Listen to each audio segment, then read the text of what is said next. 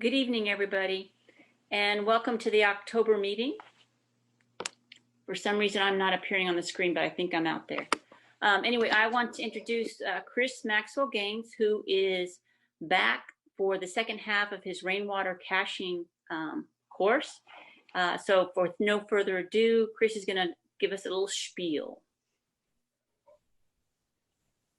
All right, I think hopefully I'm on there. Now let me see if I can share my screen.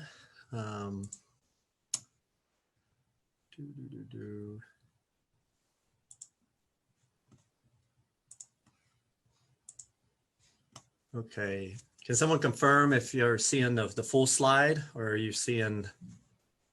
No, we're not seeing the full slide yet. Okay, got it. All right. And how do you want to handle questions? Do you want to monitor them, or do you want me to monitor them? I can monitor because they'll pop up on the Q&A, right? Yeah. Okay, how's that? That's Is that perfect. the full slide? Yep. Okay. Yep, got it. Well, I want to thank the board again for having me back to finish up my presentation about rainwater harvesting. And so if you can remember way back in June, which seems like a lifetime ago, we discussed rainwater harvesting, but in an active sense. So we went through looking at capturing rainwater off of roof surfaces and putting that into storage containers to be used for irrigation or potable use. So this part of the presentation will focus on the passive ways to harvest rainwater within your landscaping systems. And you know, a lot of focus happens on the active side. You know, when you go online, when you say rainwater harvesting, that's exactly what people think. It's putting rainwater into a barrel or into a tank. And actually, the passive rainwater harvesting has been going on for ever since water appeared on the scene, I guess you can call it that. But yeah, so really want to show off a lot of things that can be done through your landscaping systems to aid in harvesting rainwater. So if everyone, let me see if I can get this right. No? Okay. So if you don't remember, I'm one of the owners of Innovative Water Solutions. We started back in 2004, and we offer integrated water conservation and stormwater management solutions. Break it down, basically rainwater harvesting and drainage solutions. Sometimes they can piggyback on one another, but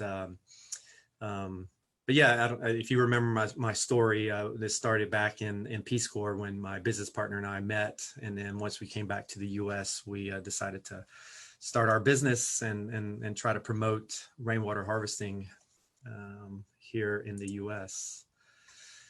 So real quick, a couple stats just to remind yourself about, I guess, where we've come from and our experience and the various things that we've done over the, geez, what is that, 16 years we've been doing this. So when we start thinking about stormwater management, the premise is that we have a lot of water running off of our land surfaces. And so there has to be a way to slow it down, basically. And so with the growth of our urban areas and the population growth, it comes an associated growth of impervious cover. And so you can see, obviously, with these big box stores and just our own neighborhoods, right? So I found this online, this image, and I thought this was just amazing that they were able to get a before and after type of shot. But yeah, on the left-hand side, you can see the green field, you know, where basically it was soaking up, you know, most of the rainwater. Now there still is stormwater runoff that happens on green fields, but it just takes a lot more rain for it to happen. Now you transition over and a developer comes and they develop a neighborhood. You know, this looks like some sort of maybe townhome community, but you can see just the amazing amount of impervious cover that's added. And then what happens is you see on the left-hand side of the right picture, the amenity ponds that are developed around these developments, which act as stormwater detention basins, and they can be an amenity for the people who live here. But basically, you can just see the radical amount of impervious cover that is added to these developments. And so you're going, at the edge of our urban areas, we have these nice green spaces where water is being infiltrated, and they're being completely covered with impervious cover. And it's going to vary from city to city. So every city has a different way, different method of stormwater management. And obviously, being here in Austin, they're really progressive, I would say, in terms of stormwater management. When you look at other parts of the state and even other states and cities in other states, is a real big issue. And Austin, back probably in the early 80s to mid 80s, really started to take up this challenge of the increasing impervious cover and the effect that it has on runoff in our communities. And then another phenomenon is we're going from this nice bungalow style development. I live in Brentwood, and so my house is essentially, this is not my house, but my house is a 900 square foot little house, and lots of area around it to soak in water. And now what's happening is these, I guess if you want to call them McMansions or whatever, but yeah, you're seeing these things pop up. And basically, they're within the limits of the impervious cover, but they're right up to the impervious cover limit that's dictated for that particular zoning. Whereas the old style homes, they left a lot of impervious cover on the, off the table, I guess you can call it that. But nowadays with, the price of homes and developers wanting to get the most money out of these things, this is what's happening. And I can tell you, I've seen this in my business, because we do drainage improvements over the years. You've just seen this steady increase in people calling us, asking that, they need help.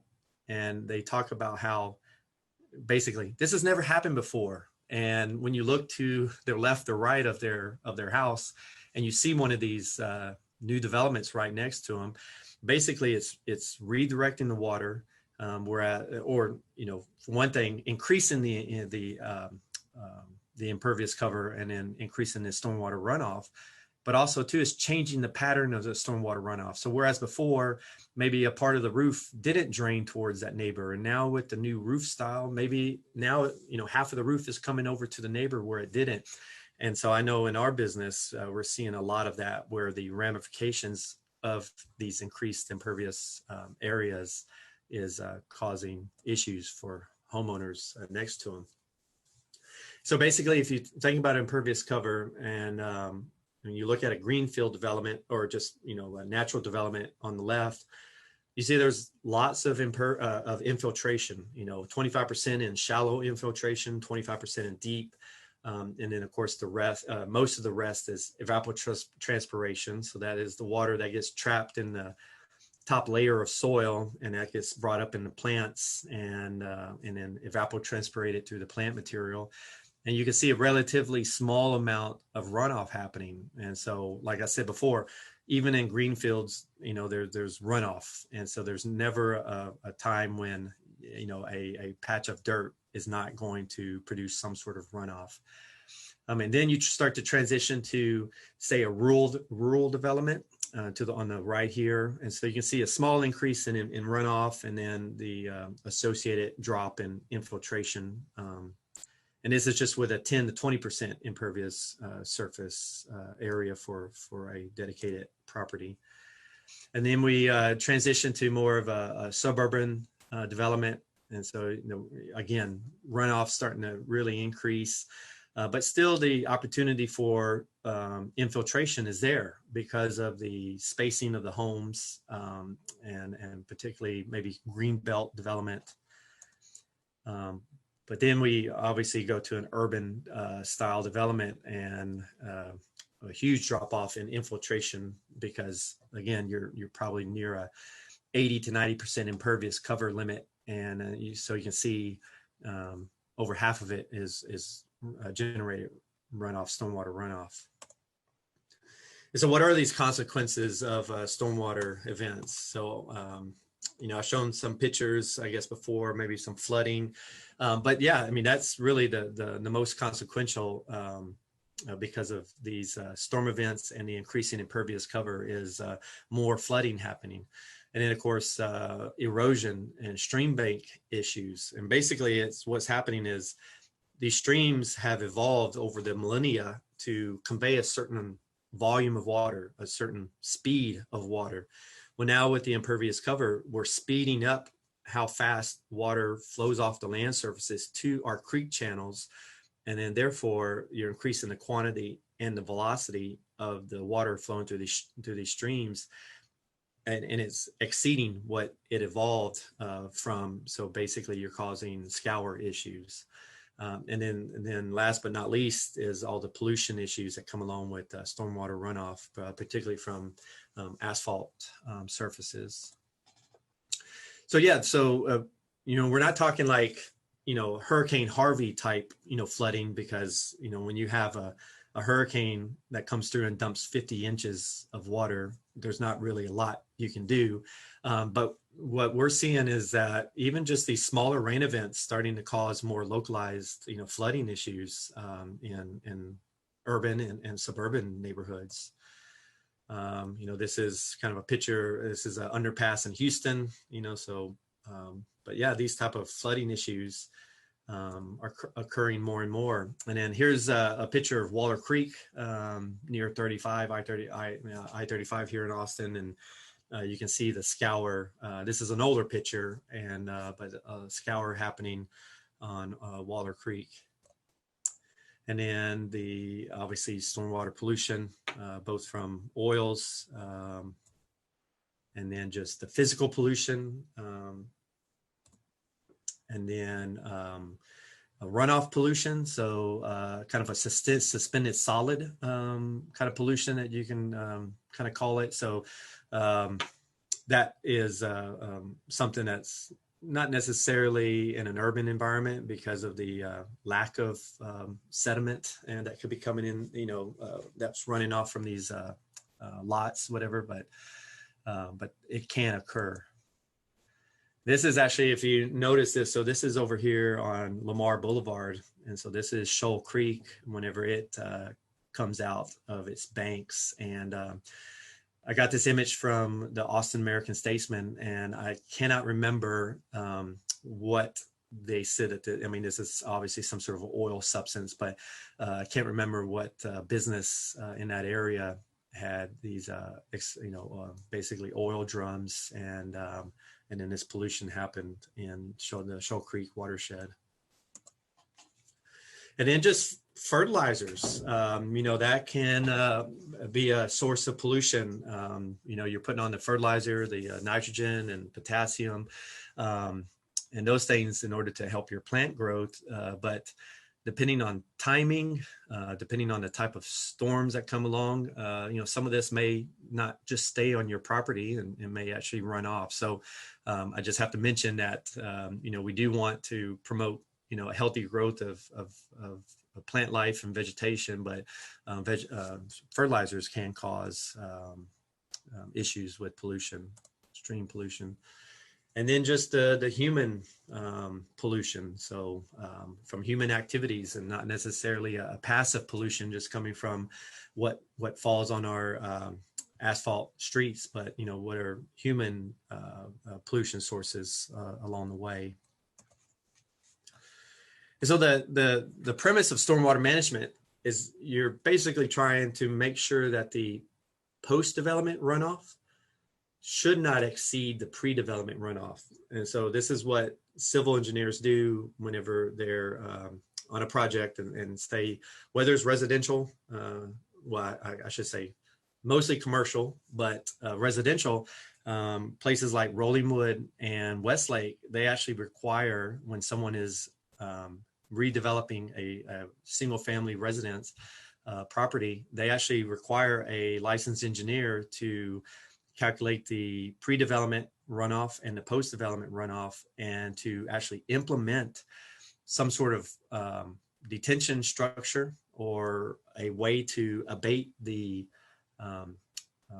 post-development storm runoff peak. And so Austin does not require that. I have a feeling that they should, because of all these things that I'm seeing happening with these larger homes being developed on these small urban lots. But yeah, basically what we're doing is, calculating that peak flow, what's happening before. And then once you add in all that extra impervious cover, what is that peak flow? And then that differential is what needs to be retained or detained on site. And so, that's the basic premise of what civil engineers do in terms of stormwater management. And so what we're trying to do is we're trying to shave the peak, is what we call it. And so you can see in this hydrograph, so on the left hand, the y-axis is quantity of water, and then the x-axis is time. And so if you look at a conventional development and you look at a storm that comes through that area, what typically happens is you have this run up of quantity of runoff until where it peaks at a certain point. And that doesn't necessarily mean, right when the storm ends, like because of lag time, this could be several minutes to several, an hour or so after the storm event. But you have this trail off of stormwater runoff after the event is over. And that's what you see on that where it lags off there back down to zero. And so you can see every watershed has a theoretical maximal capacity, right? You can only infiltrate so much water into a soil. There's not an infinite amount of space in our soil. Obviously, maybe if you were full sand, like on a beach or something where the sand, has a lot of capacity for infiltration. But even then, there's a maximum watershed capacity. And so basically, we're looking at that peak over that maximum capacity, and we're trying to remove that and say, how can we stop that peak over that maximum watershed capacity and kind of trail it out? And so that's where then what we call low impact development and that type of methodology comes into play. And we're trying to smooth out that peak. And so you can see on the teal color, we're just trying to get it to where it really flattens that curve and takes that peak off. So when you start hearing low impact development, when you hear green infrastructure, this is the intent of what those strategies are trying to accomplish. And so what is a watershed? So basically it's, peak to peak and then the valley. And so it's where all the land, where all the water is flowing downhill off of land. So simple concept, right? So this is a watershed. So this is the watershed of the Mississippi River. And so it's nearly half the United States. So watersheds can be huge like this, but you can see all those little streams and rivers that make up the watershed of the Mississippi River. Those each have their associated watersheds. So while you can have these large watersheds, you also have small watersheds. So this is, say, whenever I'm doing a project in Rollingwood, I have to delineate basically where's the runoff going to happen. So you can see basically the square or the rectangle that you see on the lower right. That's the property that I'm analyzing, but you can see the water is actually coming from off property and flowing, over someone else's property and then on to the subject property. So we have to take that to account. So this is, pretty small watershed. So this is probably only, about a 0.8 acres of a watershed. So yeah, watershed can be big, a watershed can be super small. And so what are the characteristics that affect runoff? And so we've been talking about impervious cover, and that's obviously a huge characteristic. But then rainfall intensity is the next kind of key metric in the what affects the runoff. And then you get into slope and topography, soil type, soil condition, the compactness of the soil, and then last but not least, vegetation. And so here, just going back, this is just another graphical representation of the runoff percentages, so you can see that. So basically, this is the effective impervious cover. But then we want to look at intensity. So this is the mean annual precipitation map for the state of Texas. And so you can ask yourself, well, how does this mean that we're going to have more in runoff than elsewhere? So are we going to have more runoff because we're 30 to 35 inches on average per year versus El Paso, which is, only 10 to 14 inches per year? Are we going to have more runoff just because we have more rain? Not necessarily, because it comes down to intensity. And so when I show this slide, I always say, well, the on the left is Seattle, Washington, because notorious for just these long, easy, day-long, kind of dreary weather over there, and where the max intensity is about 3 inches per hour. Whereas on the right, I say this is Austin. This is a type of rainstorms that we have where we're in that 6 to 7 inch per hour intensity rain event. And so this is I always get this wrong, or I don't say it right. This is an isohedral map. Again, don't quote me on that, but basically this is mapping the max rainfall intensity across the United States. And so obviously, since we're down on the south, closer to the Gulf of Mexico with all the hurricane and the jet stream and all that stuff, that just compounds to this point where we have a very high max intensity rain event, again, versus somewhere like in Washington State, which is around 3 inches per hour as a max intensity. So therefore, stormwater management has to be different. You can't do the same thing that they do in Washington State. We can't apply that here because we have a totally different type of storm event, and vice versa. It would be overkill to implement some of the things that we need to do for stormwater management in other areas that don't have quite a high of intensity. So intensity, potential intensity really plays a big factor in determining how to manage stormwater runoff. And then obviously slope and topography. So, this is a slope map. And so you can see obviously where the lines are closer together, that means there's a higher slope. And so that can lend itself to higher flow rates, higher stormwater runoff rates, velocity coming off of those, than the other parts of the map where the lines are farther apart from each other. So slope and topography plays into stormwater runoff, absolutely. And then soil type. And so the U.S. Soil Conservation Service, the USCS, they've kind of identified these 4 soil group identifications, the A, B, C, and D. A being the one that has the most infiltration capacity. So they're talking the sands or aggregated soils that have the same size aggregate, basically.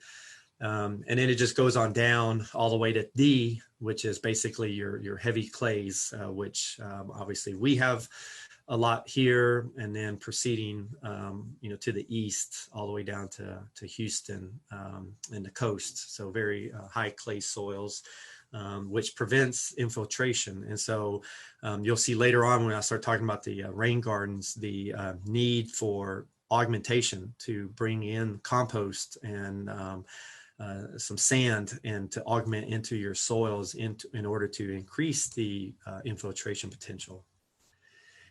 So this is a great little chart showing the makeup of all the different types of soils. And so you can see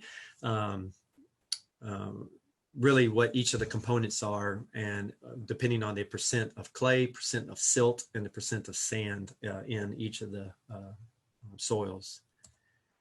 And this is the same graph, but it just maps infiltration rates. So you can see up at the top near 100% clay, you're going to get near 0% infiltration. And so obviously this is the way that ponds are built, natural ponds, with the, some sort of clay layer that's compacted at the bottom, all the way down to, on the left-hand side, bottom left, the sand, 100% sand, up to 5 inches per hour of infiltration happening with full sand. And then I mentioned about aggregated soils. So the soil condition can also play into this. So, is it a uniform graded soil like a sand? And that's where you get the high infiltration. Or is it a broad condition where you have a mixture of all the different types? And so where you get maybe less infiltration because of the lack of pathways and lack of void spaces between the soil particles. And so definitely soil condition can play into this. And I'm into this mentions, I should mention compactness. And so I see this a lot happening on these new home sites where the builders come in and a subdivision, and they build a house, and of course they're having their bobcats and whatnot run over all the land around these new homes and moving materials from here to there, and front yard to backyard and all that stuff. And then what happens is we get these calls because people will find that they got just like this after a rain event, like they're just walking in their backyard and they're just squishing, it's just like water just squish all over their backyard. And it sits there for a long time and potentially causes issues with their sod. And so they come to us and they go, how can we fix this? And basically I say, well, it's tough because what's happened is, your soil underneath this turf was just compacted for however long it took to build a house with all the machinery and whatnot. And now you got basically, it's like a pan, and then they throw in maybe a little bit of soil, if that, and then they just roll out the sod. And yeah, it causes these issues where the water just sits on top of this pan layer. So that's where the compactness comes down to. And then vegetation, as you all know, it plays a huge role in how it affects stormwater runoff. And the key example I bring up is just native vegetation. So when you look at native plants and with the soil, with the root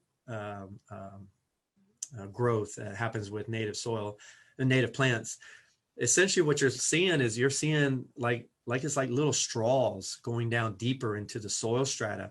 And so when you have the rain falling in on the top layers, well, when you have these roots that are going down, it's little channels to actually pull that water deeper into the soil strata, which is great because now you can actually promote the deep infiltration rather than the shallow infiltration happening at the top layer of the soil.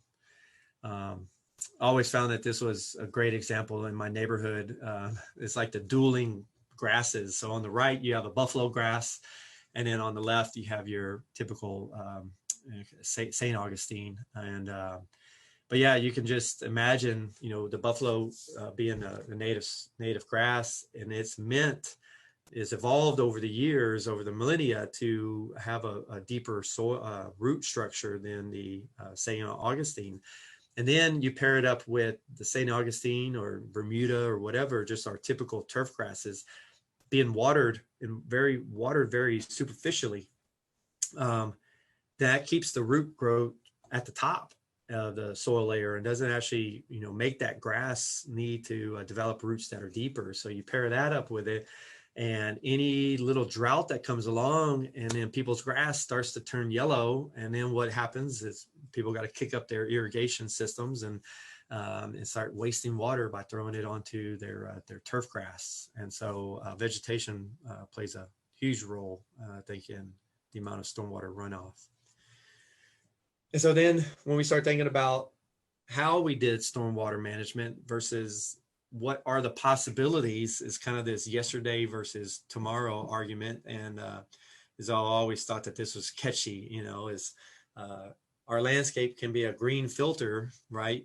Versus a gray funnel, which is the way that basically stormwater management has been dealt with over, the decades since civil engineering kind of came around and started to determine how can we promote the movement of stormwater away from our habitation so that it doesn't cause problems. Well, we're in a pickle right now because now we've done maybe too good of a job, and now we're causing a bunch of other issues.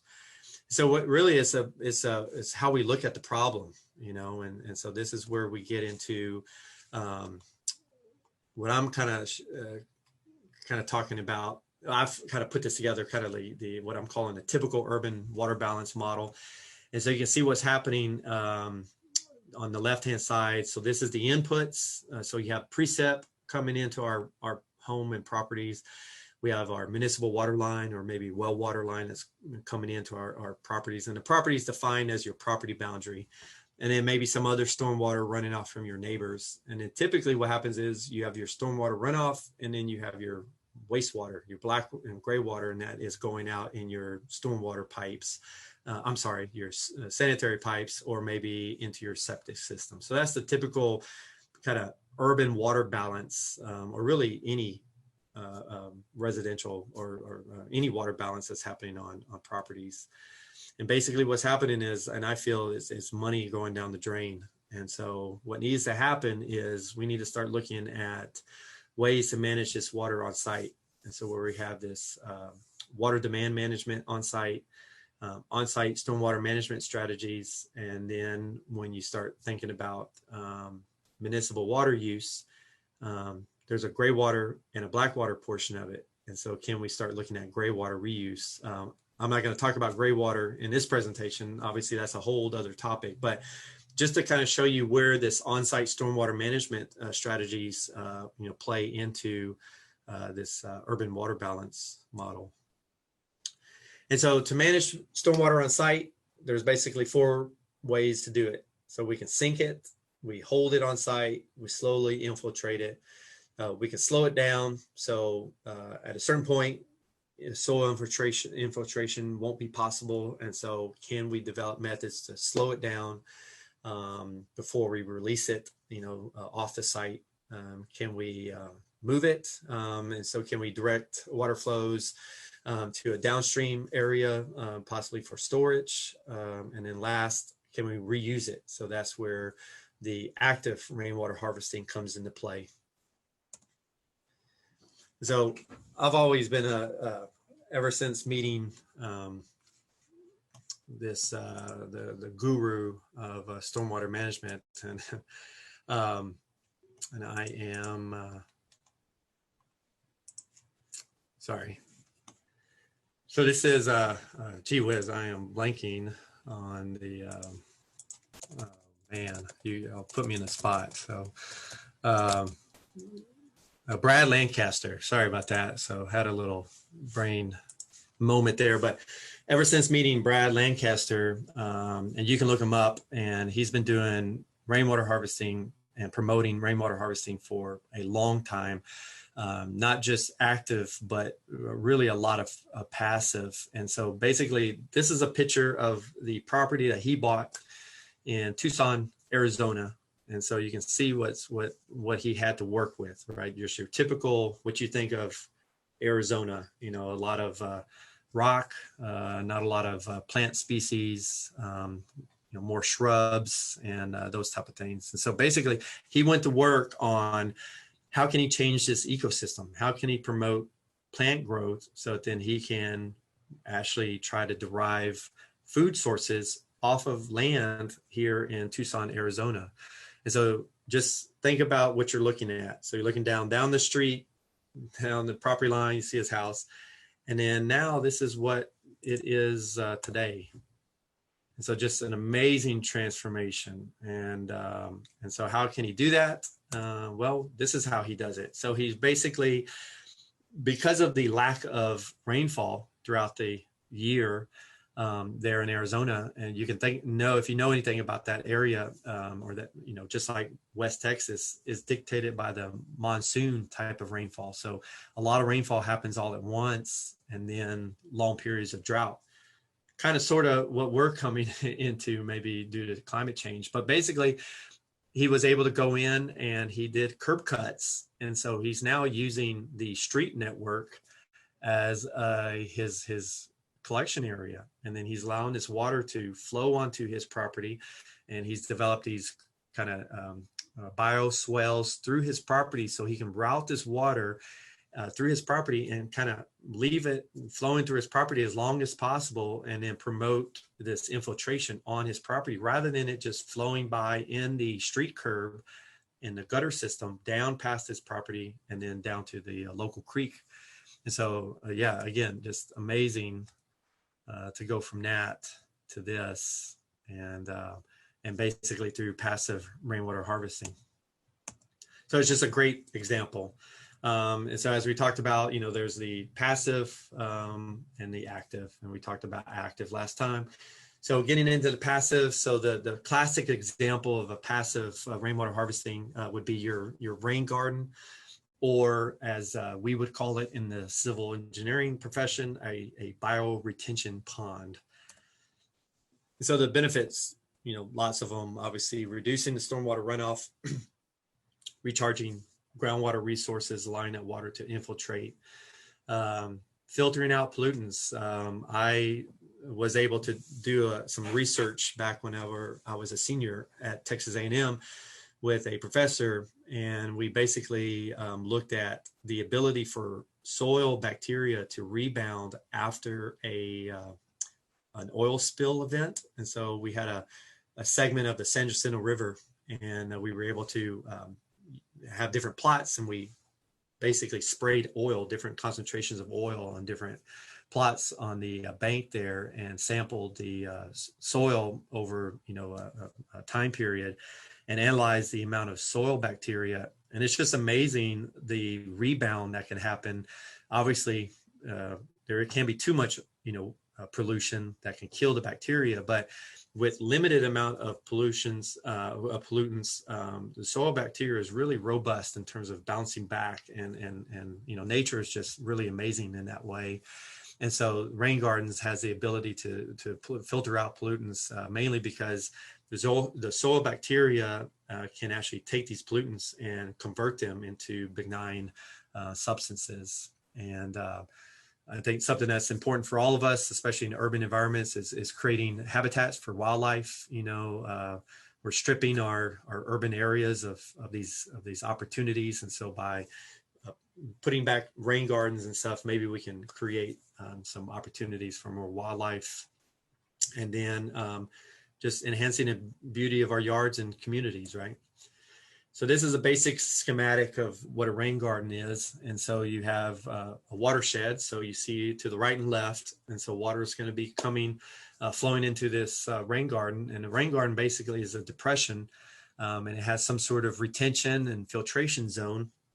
And whether that is just a depression that you create, and so you scoop out the soil in order to create the depression, or it is you scoop out and then you scoop out extra, even deeper, and then you bring in an augmented soil, or you bring in a compost and mix it with the in situ soil to create a soil that has maybe a better infiltration capacity. So very, very basic concept. And you can even have it where you're pulling directly from some sort of runoff source. So like in this picture, you're routing, downspouts from your house directly to this rain garden, so that then you are really making sure that you're getting the runoff that's gonna, it's gonna run off from your roof, and you're getting directed straight to your rain garden. And then you can see in the center there's that little bubble grate, that's an overflow structure. And so typically on a residential rain garden, you're not going to have an overflow structure, because basically what it is a drainage inlet. And whenever the water gets to a certain level, then it will flow into that drainage inlet. But then you have to have a pipe that needs to go downhill somewhere. And again, on most residential properties, you don't have a place downhill where that pipe can go.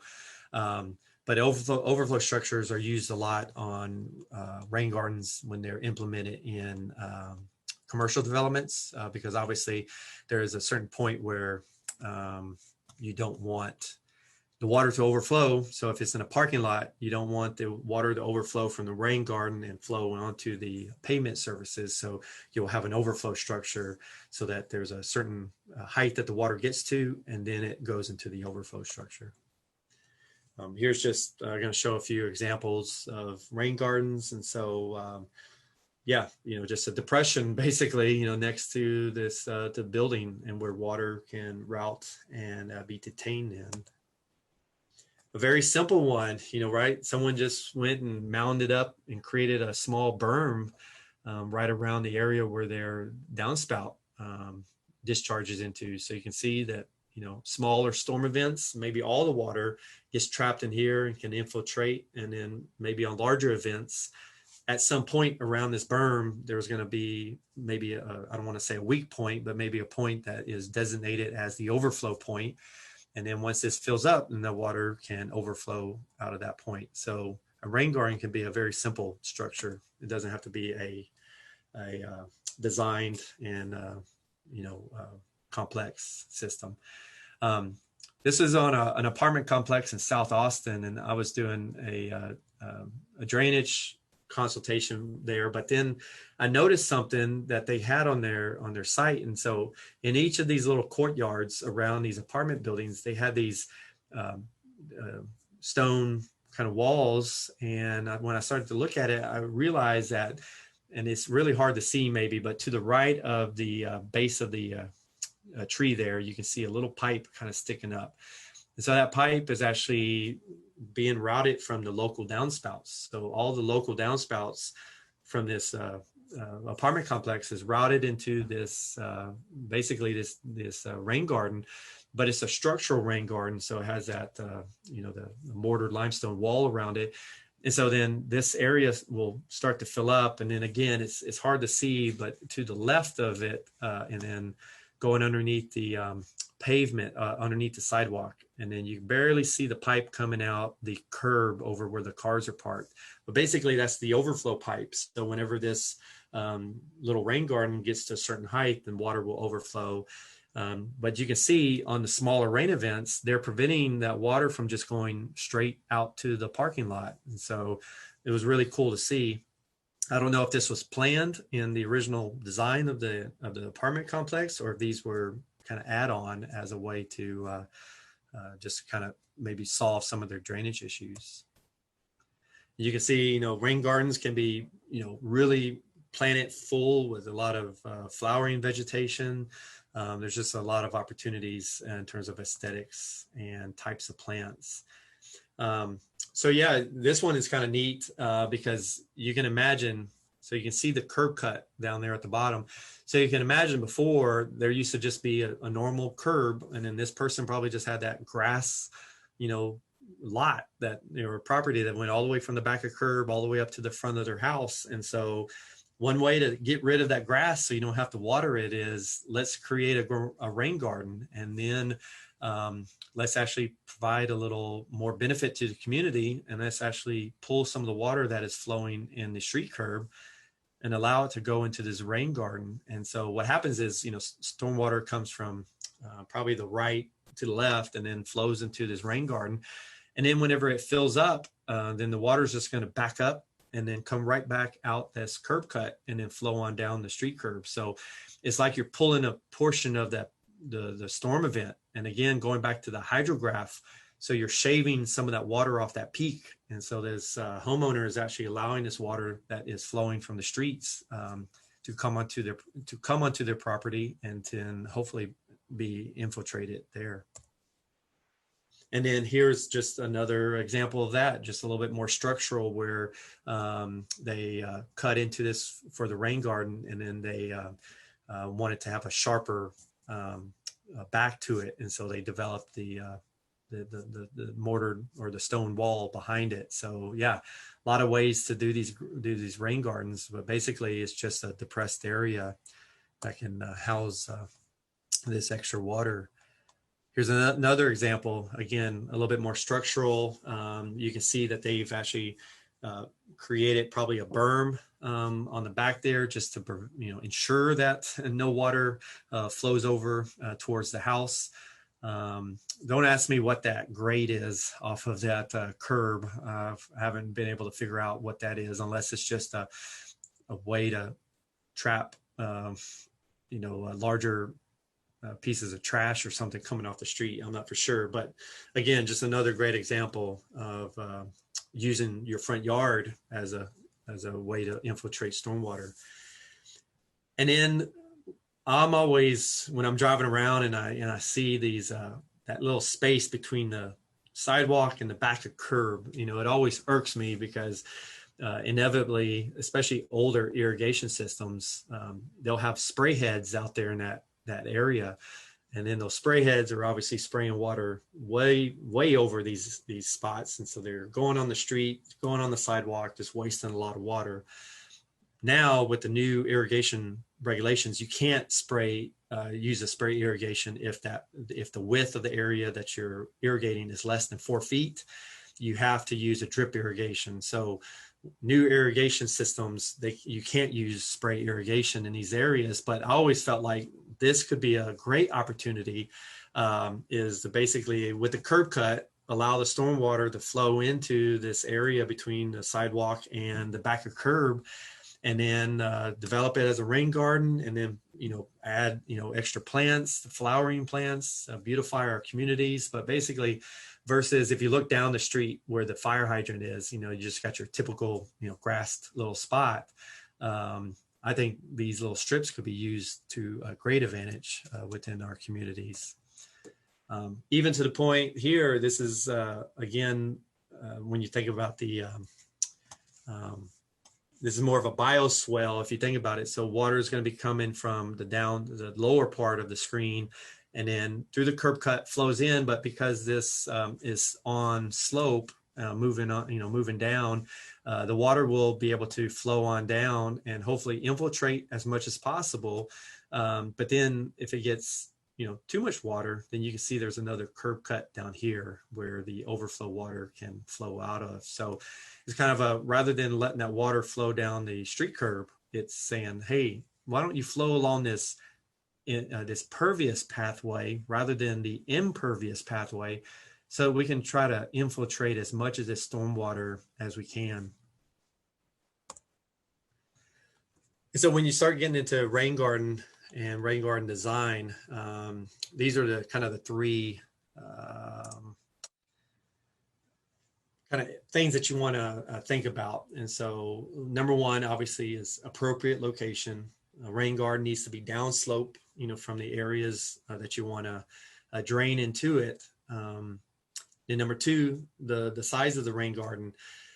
On a residential kind of retrofit situation, trying to calculate the rain garden size based on, you know, water quantities and roof areas that you want to detain, and that may be too much, right? It's basically, you know, what I say to people on a retrofit situation is, you know, develop a rain garden as large as you possibly can, you know, and use up the area that you want to use. You know, if you got a little 100 square foot area, a 10 by 10 area, it's great, you know. Or if you got a small little area next to one of your downspouts, then yeah, try to do something there. But just, you know, do something.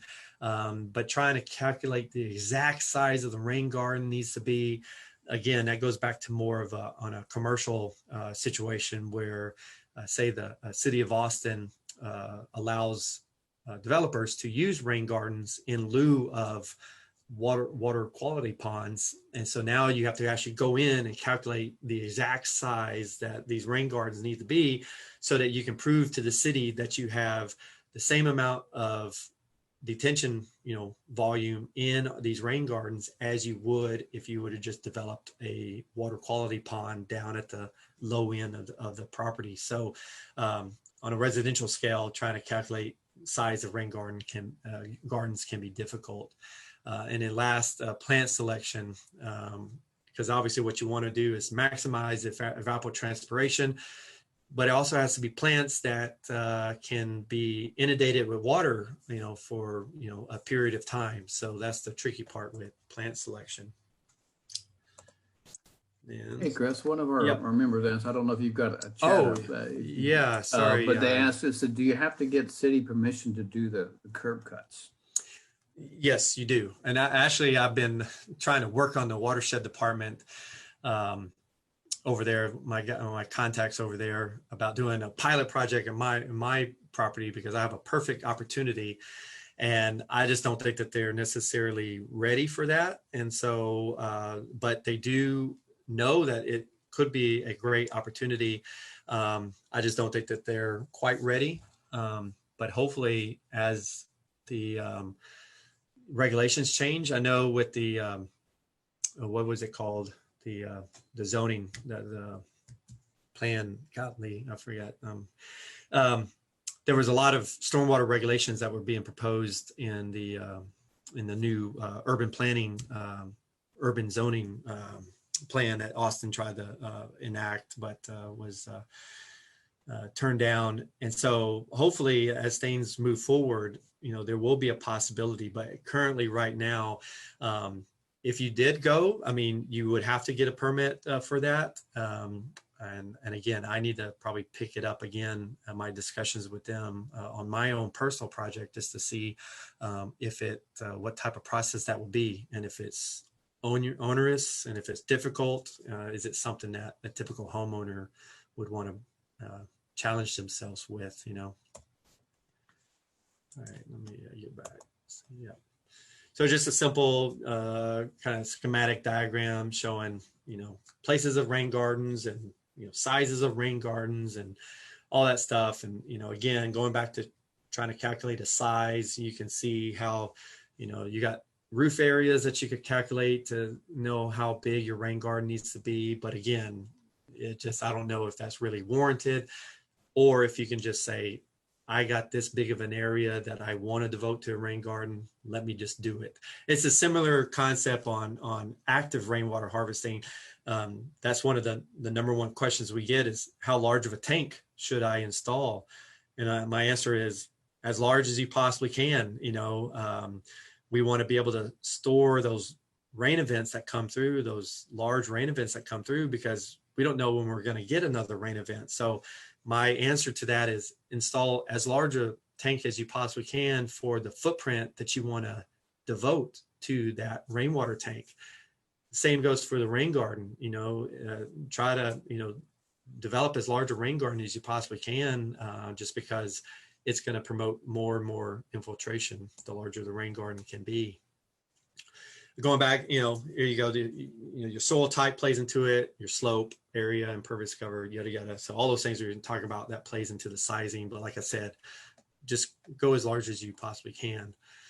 Just a reminder about the infiltration rate. So therefore, you want to look at possibly what your infiltration rate is. And so there's a simple method, for doing this. And so basically you can dig a hole, preferably to the depth that maybe your rain garden is going to be at, and then fill it with water, and then time it, and you'll be able to get your average infiltration rate. And so, typically, we got decent infiltration here, at least for a residential rain garden. I think all of us can attest to that. Within so many hours after storm events, if there's water ponding on your property, it pretty much infiltrates. It's not sitting there for days at a time. And so, we have decent infiltration here, but if you felt like you needed to augment that, then this is essentially what happens is, a rain garden shape is formed, and then soil is brought out, the in situ soil, and then a different soil that has a better infiltration is brought in order to be kind of mixed with the native soil to improve the infiltration. But again, this is not necessary per se, but you could see on a commercial installation where you maybe have a very limited area to develop this rain garden in. And so because you have a limited footprint, you want to promote the infiltration as much as possible. And so you want to be able to show the city that, hey, we're going to augment the soil in order to increase the infiltration because we have such a small footprint to deal with. Whereas on a residential lot, you have your front yard, you have your backyard, so you have a lot of area. So you may not have to necessarily augment your soil because you may get enough infiltration just with the native soils. So when you're picking plants, you want to be able to withstand a brief period of standing water in your rain garden, but yet, be able to tolerate extended periods of drought. And so obviously there may be instances where you need to augment and irrigate your rain gardens, especially during the summer times here. And then obviously the best plants are native plants. Here's just a list of things I pulled off, and I probably got this from the City of Austin Waterwise publication that they have, which is really a great publication. But yeah, just show you all the different types that I think was listed in the rain garden section. And then I kind of want to touch on this real fast as, again, because this is a passive way to harvest rainwater, which is porous or pervious pavement. And so this may be a topic that you haven't really thought about.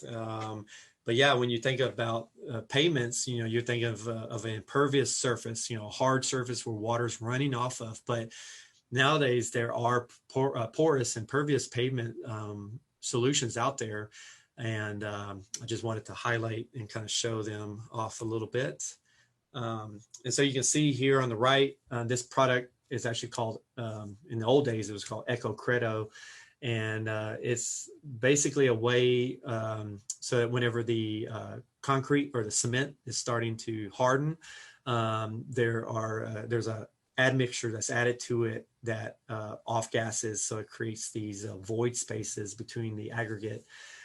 Also too, the aggregate is a graded aggregate, so the aggregate is all the same size, because what you don't want is like a typical concrete, you have a non-graded aggregate, so meaning you have larger rocks, you have pebbles, you have sand, and then you add the cement to it, mix it all together because you want a very solid surface, and you want all those little different sizes of aggregate in there, so then it produces a stronger concrete. In a pervious pavement, you want all the particles to be the same, so that then you can create these channels that flow through it. Then on the left, you've seen these probably around. I know a few of the libraries have these as their parking spaces, and it's basically just pavers filled with gravel in the void spaces, so that then it promotes at least a way to infiltrate the water that's falling on these on the parking spaces.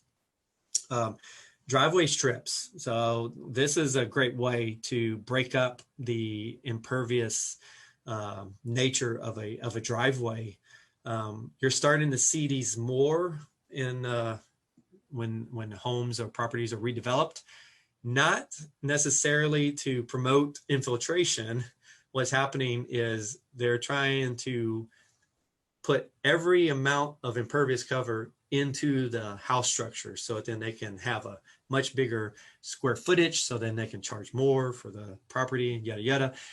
But it actually, having these driveway strips are actually beneficial to stormwater runoff, because now water can run off of the strips and then immediately fall into a place where water can actually infiltrate. So driveway strips are actually beneficial to stormwater runoff management.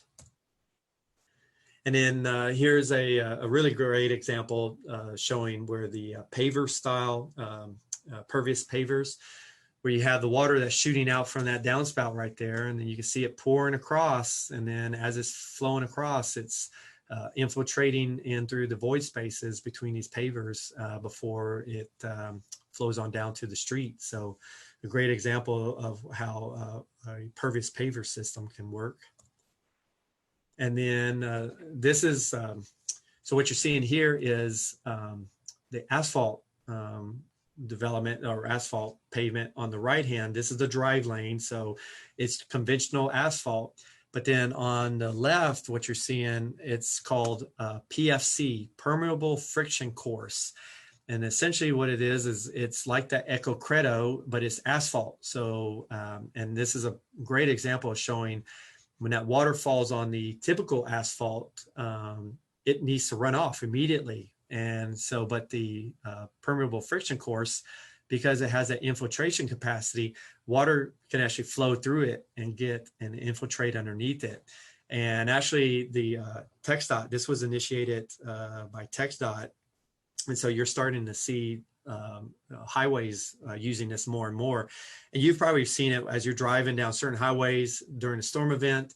If it's a conventional asphalt, you have that spray of water that's kicking up, and maybe you get behind a truck and there's that spray of water.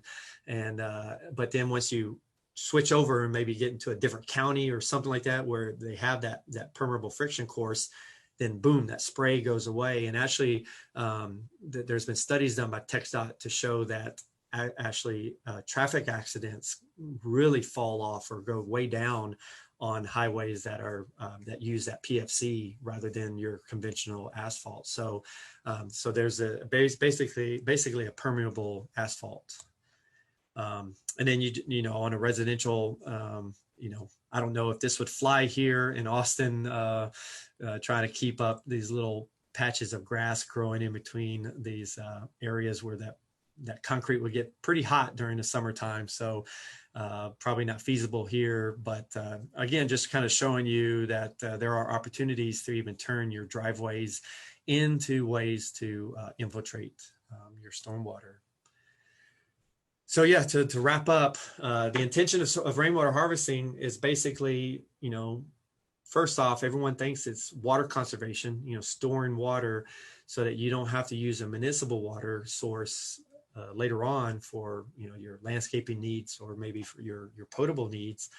But it also accomplishes a stormwater management goal in terms of holding and storing water.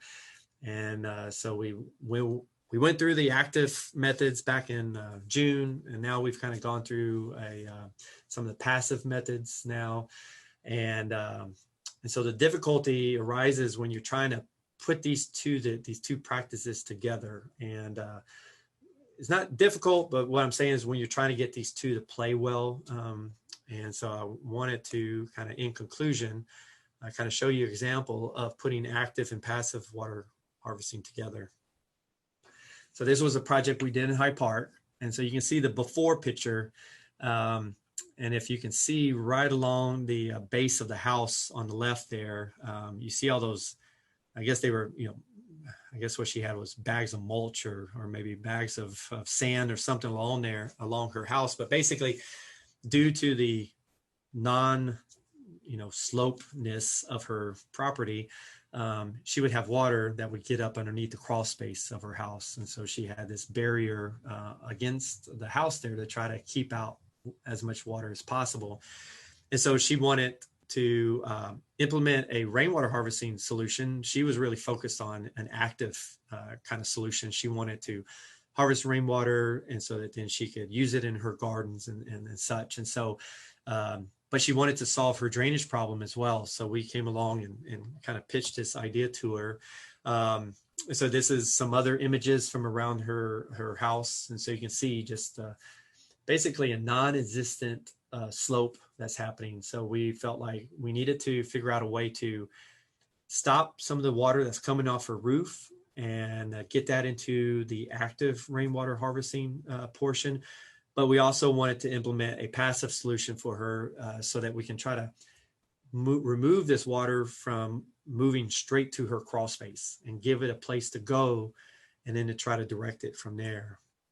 And so basically we came up with is on her, I guess this would be her north side of her property, was this drainage swell, this bioswell where we could develop a positive slope coming away from the house, getting into this bioswell. And we had to route it around her rainwater tank that we implemented that's pulling off a good portion of her roof, but basically a bioswell that kicks around and then goes to a rain garden in her front yard.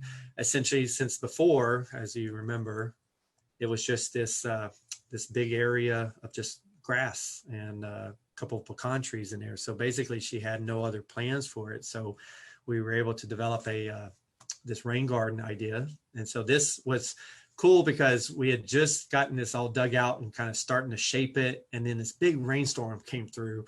And so it was kind of like a pre-test for us. And so you can see just the amount of water, whereas before this water, because of all this being just completely level, this was just inundated with water. And then that's the water exactly that was going up into her crawl space. And so we were able to direct this water to her front yard. And then voila, that is the finished product. And I actually probably should go back there and actually take another picture now that everything has kind of grown in. It is a pretty amazing garden that she's created there with the plants and everything. But so we had this active with the rainwater harvesting tank, and then we had this passive solution for that. And then what happens is you can see this low spot. So whenever this fills, then the water just slowly makes its way. There's not much slope there, but it can slowly make its way out to towards a curb, rather than back towards the house. So again, we did the best we could with what the slope we had available, but basically we're detaining the water off her roof with the active tank, and then we're detaining the water from her lot and also some from her neighbor's lot in this rain garden in her front yard. So that's their website again, watercache.com. A lot of stuff on there. And then if you would like a copy of my presentation, I'd gladly will email it to you. So there is my email address. So that's hopefully I'm on time, and hopefully y'all can get over and watch the exciting presidential debate, right? That's the big highlight for the evening. Well, thank you again, Chris. I don't notice any questions. Does anybody have any questions before we've got a couple minutes before the debate starts? Yeah, no, I'm not seeing any questions. So Chris, thank you again. I appreciate you doing this twice with us. And this one was a perfect, no down internet this time. That's awesome. Yes, exactly. It worked out perfect. All right. Well, thanks again for having me. And I'm available. My email, if anyone has questions or whatnot, just let me know. And or if you have projects or things you want to do, definitely would love to help out. Well, thank you again. And everybody have a good evening, and go watch the debate now. Take care, and we'll see you December 8th for our December meeting. Thanks, everybody, and good night.